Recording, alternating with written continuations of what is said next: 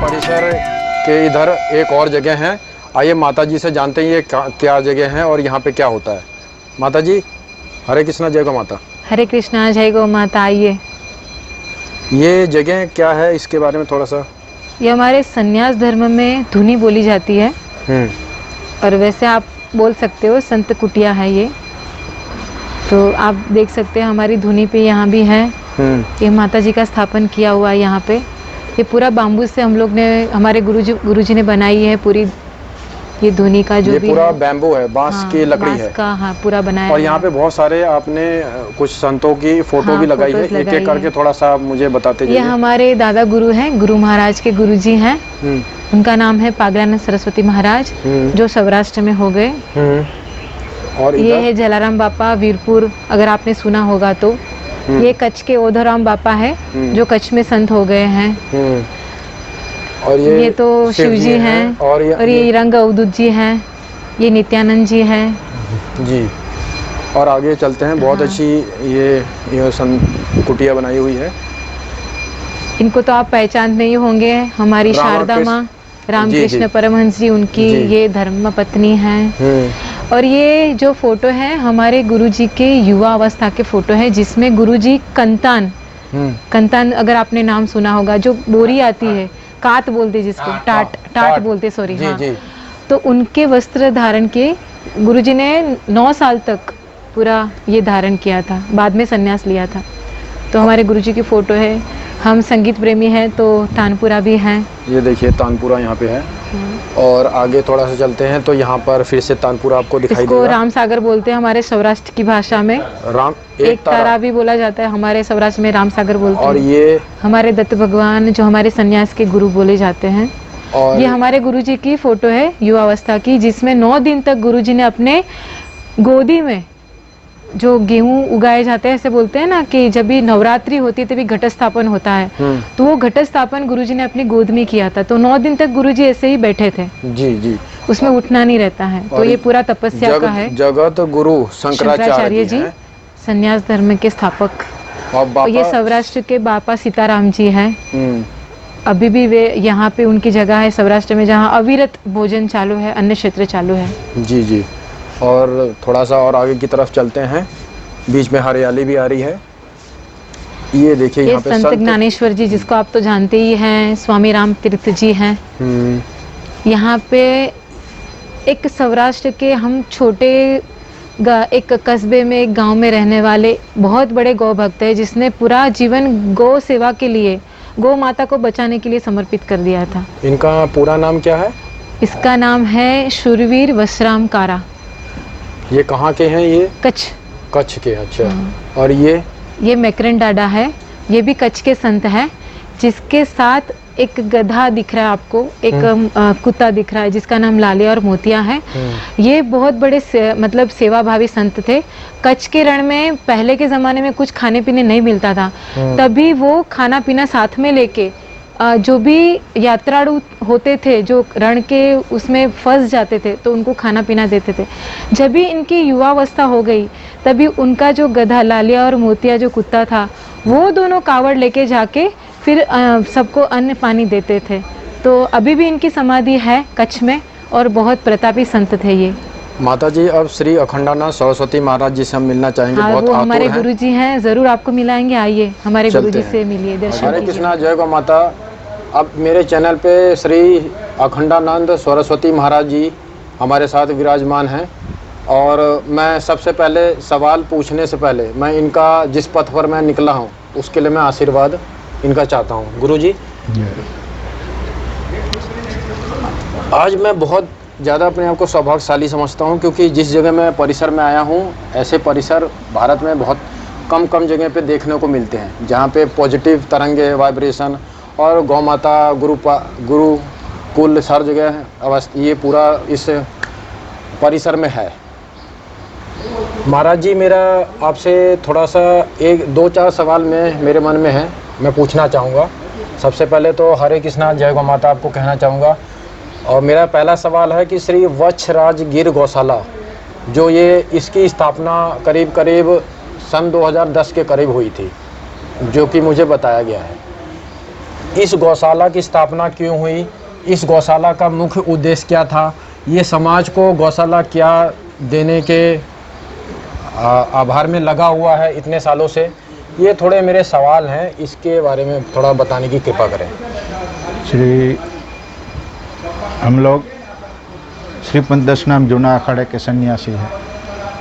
संन्यास परंपरा आदिगुरु शंकराचार्य और भगवान शिव थी चाली आवे छे ने हमारी ऋषि परंपरा में गौ सेवा का मुख्य उद्देश्य रहता है।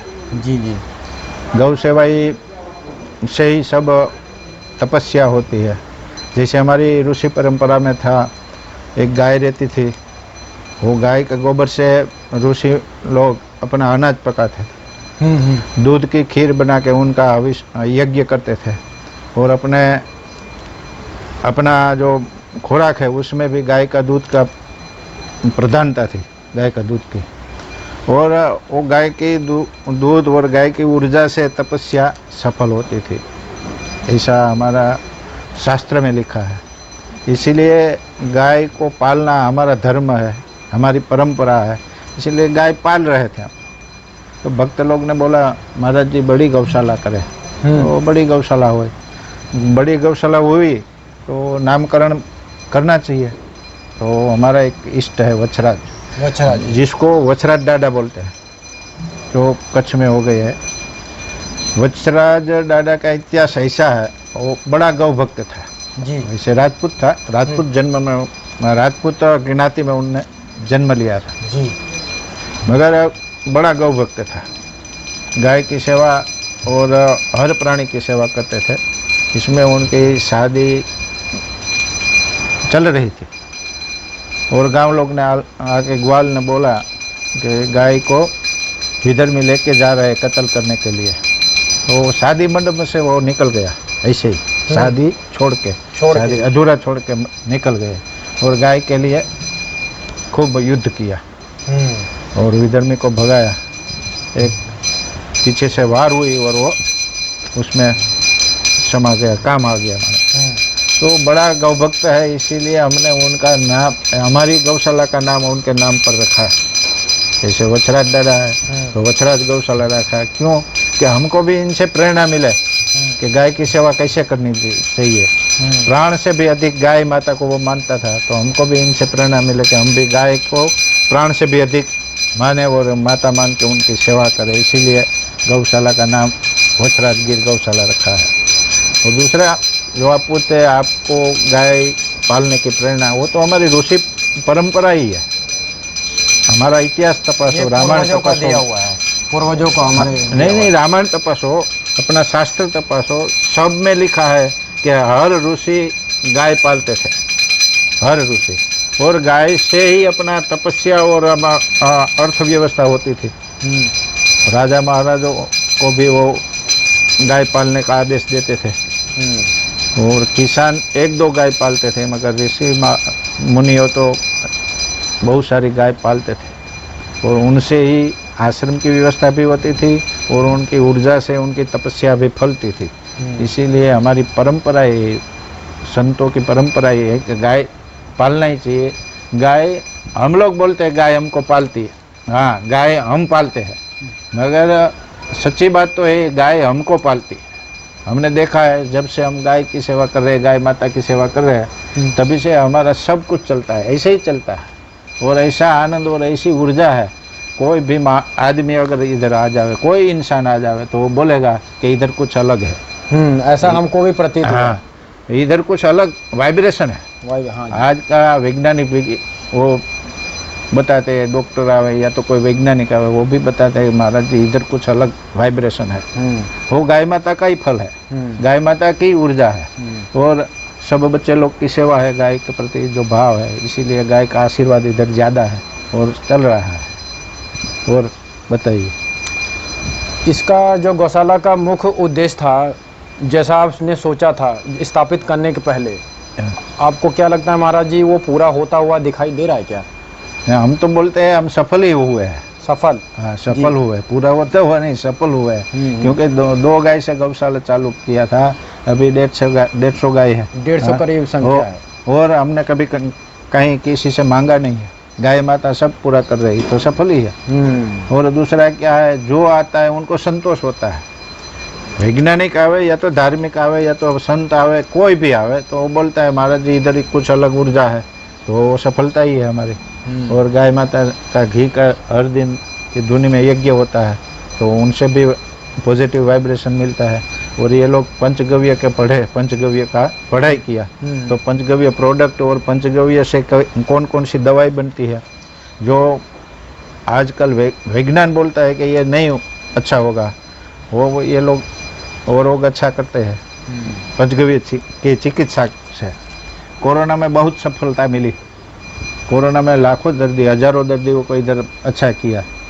फोगट में जो डॉक्टर लोग 10-10, 15-15 लाख की फीस लेके जो इलाज नहीं होता था, वो इलाज इधर माने 250 ग्राम गौमूत्र की दवाई से दर्दी अच्छा हो जाता था, हजारों दर्दी अच्छा किया। तो हमको तो ऐसा लगता है कि हमारा उद्देश्य जो था गौशाला का वो सफल ही है, होगा नहीं है।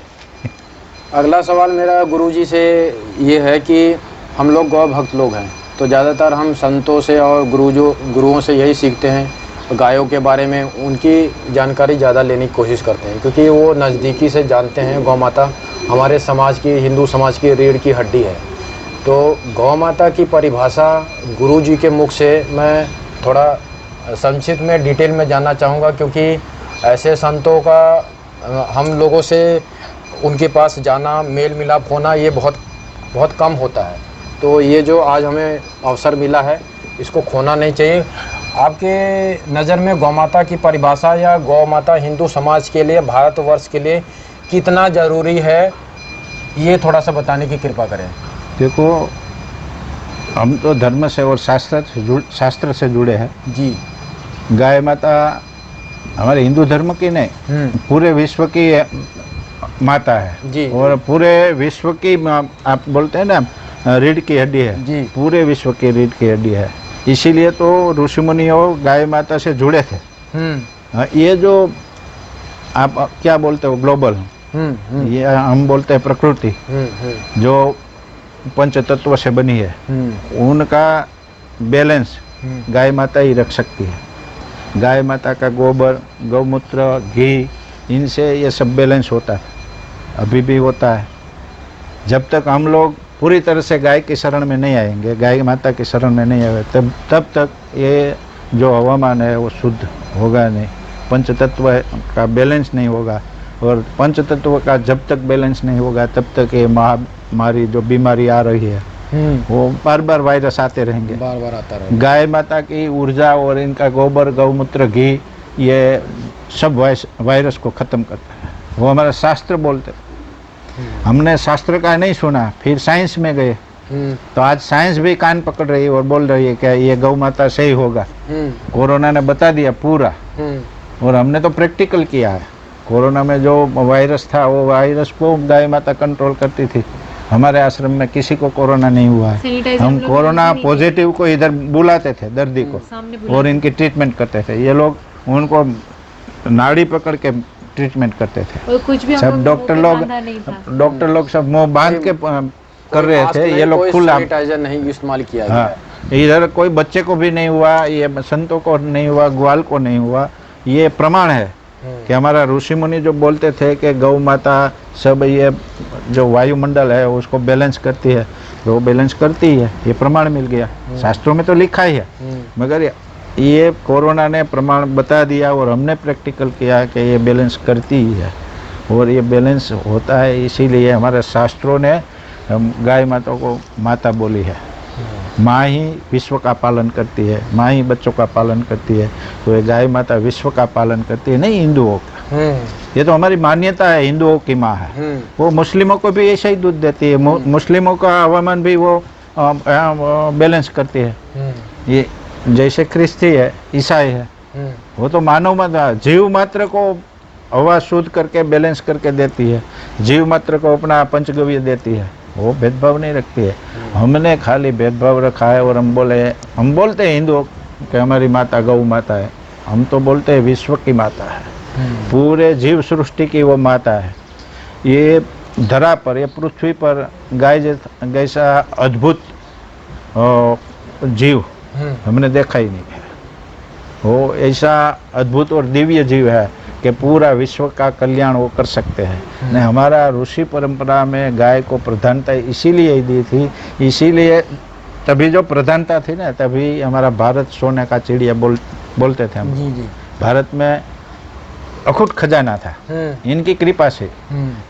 फिर गाय दुखी होने लगी, हम लोग छोड़ने लगे, किसान छोड़ने लगे, ऋषि परंपरा में से गाय गई, तो धीरे धीरे ये सब वायरस आया और मानस का जो जीव मात्र का जो मानस है अनबैलेंस हुआ और पूरी दुनिया अभी समस्या से भरी है। मगर इधर आप जब तक रहोगे तब तक आपके दिमाग में कोई समस्या रहेगी ही नहीं। वो गाय माता की कृपा है। तो हम तो सब समाज और दुनिया को बोल रहे हैं कि गाय के शरण में रहोगे तो आपकी हर समस्या पूरी हो जाएगी। हर समस्या का समाधान आपको गाय से ही मिलेगा। और हर शास्त्र को समझने के लिए गाय की ऊर्जा चाहिए, गाय का घी और दूध दही मक्खन का सेवन करना चाहिए, तो ही शास्त्र हमारे दिमाग में बैठेगा, समझ में आएगा, वरना नहीं आएगा। उनका एग्जाम्पल है उनका भगवान कृष्ण।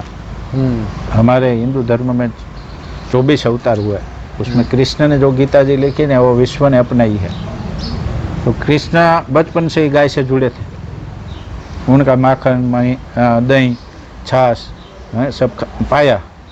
इसकी वजह से उनका जो दिमाग था वो शार्प हुआ और उसने जो रचना की विश्व ने मान्य की गीता जी की। तो हम मानते हैं कि गीता गाय है वो सर्वोपरि है। ये सृष्टि की आद्य शक्ति है, ये सृष्टि की जननी है, ये सृष्टि की माता। माने हम लोग माता जी को, माता रानी को पूजते हैं, ये सृष्टि पर जिंदी माता रानी है, ऐसा हम बोल रहे हैं। आखिरी समय में मैं 2-3 सवाल मेरे अभी भी दिमाग में आते हैं। पहला है कि गुरुजी का सुबह से लेके रात तक का दिनचर्या क्या है, सुबह उठने का, बैठने का, हर चीज़ का। दूसरा, उनका स्वास्थ्य अभी कैसा है। तीसरा, उनकी उम्र अभी कितनी है गुरुजी की। तो ये थोड़ा सा मैं जानना चाहूँगा। गुरुजी के बारे में हम थोड़ा बताएंगे आपको। आपने पहला प्रश्न किया कि मेरा पहला प्रश्न ये है कि उनकी दिनचर्या क्या है। जैसे एक हमारे शहरी लोग हैं, हमारा तो दिनचर्या आप सभी जानते हैं। हाँ। लेकिन गुरुजी का दिनचर्या सबसे अलग है, वो क्या जो है? हमारी प्राचीन संस्कृति थी, ब्रह्म मुहूर्त में उठना, तभी एक मतलब साधना करना। तो हमारे गुरु महाराज वैसे तो रात को गौ माता के पास ही रहते हैं, पर वैसे 3 बजे 3 से 8 तक गुरुजी ध्यान हवन वगैरह उसमें अविरत रहते हैं। और फिर आप एक और बात हमको आप अलग से बताना चाहते हैं कि आप देख रहे हैं हमारे गुरुजी का जो दर्शन कर रहे हैं, आपने देखा है कि गुरुजी ने भभूति लगाई है। हाँ, इसका क्या भस्म महत्व लगाई है। तो वैसे गौ माता के जो हम आपको सबको पता ही है वैसे, क्योंकि आप गौ भक्त है ही, कि गौ के गोबर में कितनी ऑक्सीजन रहता है स्टार्टिंग में, जब भी हरा है तभी। पर भस्म होने के बाद 60% ऑक्सीजन हो जाता है। 60% होता है, पर ये भस्म वैसी नहीं है। ये गौ माता की कंडे की भस्म है, पर उसको हमारे संन्यास धर्म में, एक संन्यास परंपरा में उसको ज़्यादा सिद्ध किया जाता है, जिसमें हम लोग 108 बार उसको मंत्र जाप से धोते हैं, पवित्र करते हैं, और फिर उसमें गौ माता का दूध डाल के उसके पेड़े बनाते हैं और फिर उसको वापस सिद्ध करते हैं धुनी में। मतलब 60% जो है ऑक्सीजन उससे दुगना हो जाता है, क्योंकि हम लोग ने उसको चेक भी किया था। अच्छा। तो वो भस्म गुरुजी हमारे अपने शरीर पे लगाते हैं। और शास्त्र में ऐसे कहा है कि जो संत अपने शरीर पे भस्म का लेपन करता है, रुद्राक्ष धारण करता है, वो स्वयं शिव रूप होता है। तो हमारे गुरु महाराज गुरु तो है ही, पर एक शिव स्वरूप का हमें दर्शन भी देते हैं। तो ऐसा उनका स्वरूप है। अभी गुरुजी का स्वास्थ्य और उम्र के बारे में थोड़ा सा बताइए। गुरुजी का स्वास्थ्य हम बताए तो हम ऐसे बोल सकते हैं प्रैक्टिकल कि हम बीमार पड़ सकते हैं, पर गुरुजी कभी बीमार नहीं होते हैं, क्योंकि वो मन से इतने मजबूत है। और गौ माता को वो उन्होंने खाली शरीर से नहीं, मन से, तन से, आध्यात्मिक जीवन से अपनाया है जी। उनका पूरा जीवन, उनका पूरा मानसिक जो भी है, आध्यात्मिक जो भी है, वो सब उन्होंने गौ माता से ही जुड़ा है। तो वो बीमार मन से तो कभी नहीं पड़ते, और हमें अभी तक शरीर से तो उनको बीमार होते हुए कभी देखा नहीं है। और आप उम्र की बात करते हैं तो गुरुजी 65 अप है। अच्छा, 65 साल उम्र है गुरुजी की, और बहुत अच्छा है ये, मुझे बहुत अच्छा लगा गुरुजी के बारे में जानकर। हमारे प्रेरणा स्रोत गुरुजी हैं, हम बॉम्बे से रिलेटेड है, हमारा बोन बॉम्बे से है। हमारे जीवन में हमने कभी गौ माता का गोबर, गौ माता कुछ देखा नहीं था, उनका प्रभाव भी पता नहीं था। हम बचपन से गुरुजी के पास है, हम 8th स्टैंडर्ड में, मतलब 8वीं में थे, उससे पहले से, मतलब बचपन में कुछ भी नहीं पता था, तभी से गुरुजी के पास है। तो हमारे जीवन को भी उजागर गुरुजी ने किया है, हम स्टडी भी किए हैं, हम लोग ने TY का कंप्लीट भी किया है। तो इतने क्रांतिकारी है ये संत कि उन्होंने हमारे साथ, अभी आप छोटे छोटे बच्चे भी देख रहे हैं, हाँ, इधर भी जो आदिवासी विस्तार के बच्चे हैं, जंगल विस्तार के बच्चे हैं, उनको भी गुरुजी इतना अच्छा ज्ञान दे रहे हैं कि एक लड़का अगर समाज में बाहर निकले तो वो ऐसा ना सोचे कि मेरे को कुछ भी नहीं आता है। ये बच्चे को रसोई भी आएगी, ये बच्चे को लाइट फिटिंग का भी कार्य आएगा, पढ़ाई भी आएगी, और अपने जीवन में छोटा का छोटा कार्य भी वो करेगा, बड़ा से बड़ा कार्य भी करेगा। तो ऐसे गुरुजी उनको तैयार कर रहे हैं, और निःशुल्क यहाँ पे वो लोग पढ़ते हैं। यहाँ पे आने के बाद इनकी माता, इनके पिता गुरुजी होते हैं, उनको ऐसा प्यार भी इनसे मिलता है, और आने के बाद पूरा जो भी है सब गुरुजी संभालते हैं। गुरुजी के पास बैठने से बहुत सारी चीज़ें मुझे जानने को मिली है, और उनका आशीर्वाद भी मिला है। लेकिन आखिरी समय में हरे कृष्णा जय गौ माता बोलने से पहले उनका मैं फिर से आशीर्वाद लेना चाहूँगा कि जो मेरे मन में भाव है गौ माता के प्रति, या जिस कार्य पे या पथ पर मैं निकला हूँ वो मेरा पूरा हो, गुरुजी का आशीर्वाद हो। आप सभी को, मैं दर्शकों को हरे कृष्णा जय गौ माता कहना चाहूँगा। जय गौ माता। गौशाला के परिसर में हमारी टीम आ गई है, गिर ऑर्गेनिक की टीम, और ये माता जी हमें एक एक करके गौ माता के बारे में पूरी जानकारी देंगी। माता जी, इनका नाम क्या है? इनका नाम, ये हमारी गौ माता का नाम राधा है। राधा। तो आपके यहाँ पे जो नाम रखा जाता है वो पूजा पाठ करके या किसी? हम लोग जब भी मतलब बच्चा आता है गौ माता को, तभी उनकी राशि देखते हैं, वो राशि के हिसाब से नाम, मतलब जैसे आज कोई गौ माता की बछड़ा या बछड़ी पैदा हुए तो उसका समय, हाँ, समय वगैरह सब, तिथि वगैरह सब नाम रखा जाता है, फिर विधि विधान के साथ में। हाँ, उसी के तरह। तो ये जो राधा हैं, इनकी उम्र कितनी है? इनकी उम्र 9 साल। 9 साल। और कितने बछड़े या बछड़ियां इनसे प्राप्त हो चुकी हैं अभी तक? अभी तक इनके 5। और 9 साल इनकी उम्र है। और ये दूध देती हैं क्या? 10 लीटर एक टाइम का। एक टाइम का 10 लीटर? आपके गौशाला में सबसे ज्यादा दूध देने वाली यही गौ माता है क्या? हमारी गौशाला में सबसे ज्यादा तो नहीं, पर ऐसी सब है, 10-10 वाली ही है। तो टोटल 20 लीटर हो गया। हाँ, सुबह का और शाम का। अब वो दूध दोहन का कार्य कब होता है आपके यहाँ पे? सुबह 5 बजे और शाम को 4 बजे। और कितने देर तक चलता है ये?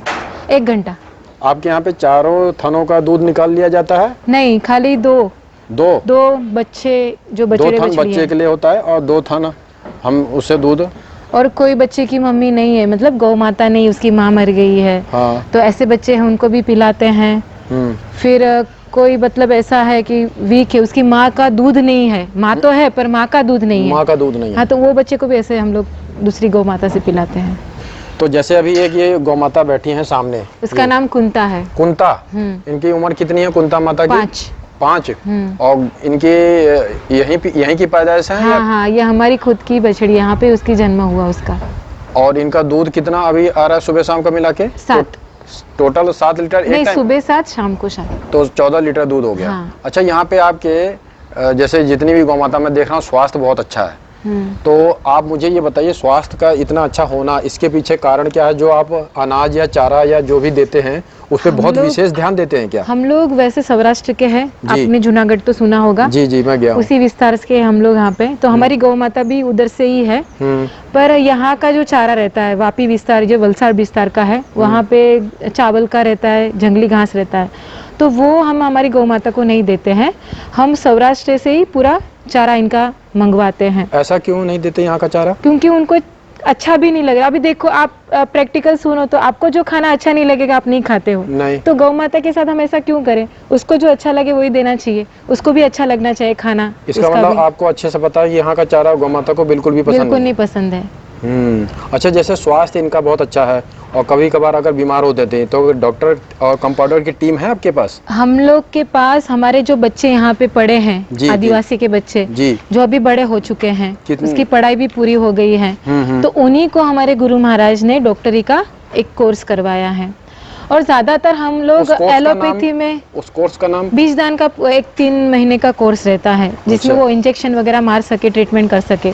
वो खाली एक बात की बात है, पर ज्यादातर हम लोग आयुर्वेद पे जाते हैं। हमारे गुरु महाराज को पूरा ज्ञान है उसका, तो उसी हिसाब से हम लोग ट्रीटमेंट ज्यादा करते हैं। अगर बच्चा अंदर फंस गया है, बच्चा बाहर नहीं आ रहा है, बच्चा का आने का समय बहुत लेट हो गया है, तो ऐसे समय में हमारे बच्चे खुद अंदर हाथ डाल के निकालना वगैरह, गाय को कोई तकलीफ ना हो, वो सब करते हैं।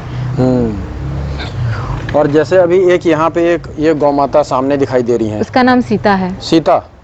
सीता वो जैसी बहुत एजेड है, बहुत। हाँ, मुझे बहुत ऐसा बड़ी लग भी है। रही है। हाँ। इनकी उम्र कितनी होगी? इसकी तो 15। अच्छा, एक और सवाल मन में आ रहा है, जैसे आज कोई बछड़ी पैदा हुई आपकी गौशाला में, तो वो कितने साल के बाद वो गाय बनकर एक बच्चा देगी? कितने पहले साल? का समय था कि 3 साल में बछड़ी बड़ी होती थी, 3 साढ़े 3 साल में। पर अभी एनवायरनमेंट इतना वो हो गया है, आप तो खुद जानते ही है पूरा वातावरण जो बिगड़ रहा है, तो गौ माता में भी ऐसा हुआ है। तो अभी 1.5 साल में तो गर्मी में आ जाती है, हीट में आ जाती है 1.5 साल में। मतलब आज अगर बछड़ी हुई तो वो 1.5 साल के बाद गौ माता बन पर के हम लोग बच्चा आ सकता है? हीट में तो आ जाती है, पर हम उसको भूल नहीं देते तभी उसको मतलब 1 साल जाने देते हैं या 6 महीना जाने देते हैं जैसी बछड़ी। उसके बाद हमको उसको नंदी महाराज 2-2.5 साल पे आप दे देते हैं? हाँ, फिर उसको नंदी देते हैं। और एक ये जो गौ माता है, ये जो सामने दिखाई दे रही है, इसका नाम गीता है। गीता? हाँ, गीता गौ माता। ये सीता और ये गीता दोनों एजेड है, दोनों बड़ी उम्र वाली है। आपके यहाँ पे सबसे ज्यादा उम्र वाली जो गौ माता है, जिनकी उम्र सबसे ज्यादा है, वो सीता और गीता ही है या इसके? हाँ, सीता और गीता है। इनकी उम्र कितनी अभी है? एक गौ माता जिसने राम शरण मतलब भगवान के पास चली गई, उनका वो नाम? सबसे बड़ी थी, मुरली उसका नाम था। मुरली? हाँ। क्या उनका उम्र था? वो 15 साल की थी। अभी आपकी गौशाला में सबसे ज्यादा उम्र वाली गाय ये जो 2 ही है, उसका भी अभी 15 साल तो हो चुका है, पर इसकी स्वास्थ्य अच्छा है तो भगवान की दया से अभी है। पर अभी एक गाय का जीवन, आज अगर बछड़ी पैदा हुई और वो गाय अब जिंदगी जी रही है, तो मैक्सिमम उसका जीवन कहाँ तक जाता है? वैसे तो देखो हम लोग का बोलते हैं ना 100 साल, तो कोई कोई तो 100 साल जीता है, सब तो नहीं जीते। तो वैसे इन लोग का 25 साल तो बोलते हैं, 20 साल 25 साल बोलते हैं। हाँ। पर इतना तो अभी कोई नहीं जी पाता। पर अभी देखो हमारी ये गौ माता 15 साल की हो गई है, तो अभी हम लोग हिट में भी आएगी ना तो हम उसको भूल नहीं देंगे, क्योंकि अभी वो इतनी ताकत नहीं कर पाएगी कि वो बच्चा दे पाए। तो हम प्रोडक्शन को नहीं देखते, हमारी माता को देखते हैं। जी बिल्कुल, यही विचार होना।